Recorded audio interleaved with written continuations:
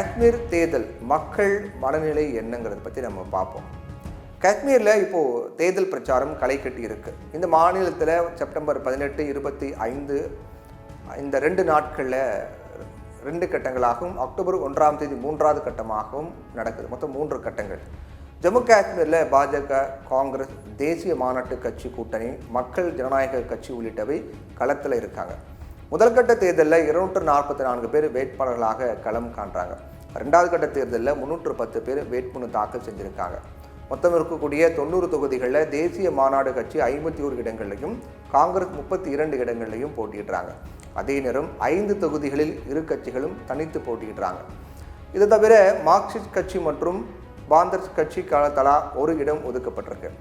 MP, எம்எல்ஏக்கள் பலத்தை வைத்து மட்டுமே கட்சியினுடைய வளர்ச்சியை காட்ட வேண்டிய நிலைக்கு கம்யூனிஸ்ட் கட்சி தள்ளப்பட்டிருப்பதால் காஷ்மீர் நிலைமைக்கு காங்கிரஸே காரணம் அப்படின்னு குற்றம் சாட்டி வந்த கம்யூனிஸ்ட் கட்சி இப்போது காங்கிரஸோட கூட்டணி வச்சுருக்காங்க. இந்நிலையில் காங்கிரஸ் கட்சியினுடைய முன்னாள் தலைவர் ராகுல் காந்தி, காங்கிரஸ் கட்சியினுடைய முன்னாள் தலைவரும் எம்பியுமான ராகுல் காந்தி காஷ்மீரில் பிரச்சாரம் பண்ணார். அப்போது காஷ்மீருக்கு திரும்பவும் மாநில அந்தஸ்து கொண்டு வரும் அப்படின்னு சூளுரைத்தார். பாஜக சார்பில் அந்த கட்சியினுடைய முக்கிய தலைவரும் மத்திய உள்துறை அமைச்சருமான அமித்ஷா தேர்தல் அறிக்கையை வெளியிட்டார். அப்போது அமித்ஷா பேசும்போது தேசியவாத காங்கிரஸின் அஜெண்டாவை காங்கிரஸ் மறைமுகமாக ஆதரிக்கிறாங்க. காஷ்மீருக்கு சிறப்பு அந்தஸ்து வழங்கிய 370வது சட்டப்பிரிவு என்பது வரலாறு, அது மீண்டும் திரும்பாது, அதை நடக்கவிட மாட்டோம். இந்த சட்டம் இளைஞர்களின் கையில் ஆயுதத்தை மற்றும் கற்களையும் கொடுத்தது அப்படின்னு அமித்ஷா சொன்னார்.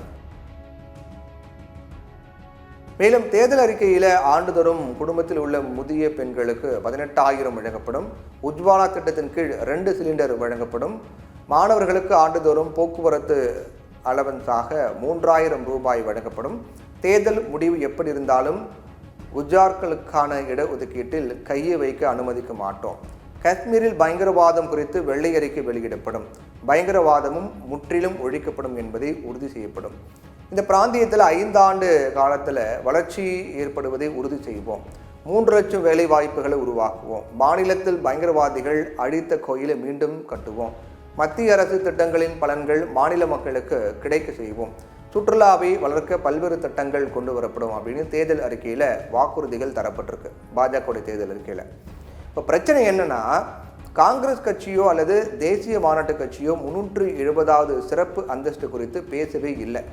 மாறாக யூனியன் பிரதேசமாக மாற்றப்பட்டிருக்கும் காஷ்மீரின் மாநில அந்தஸ்து மீட்கப்படும் அப்படின்னு தான் பேசியிருக்காங்க.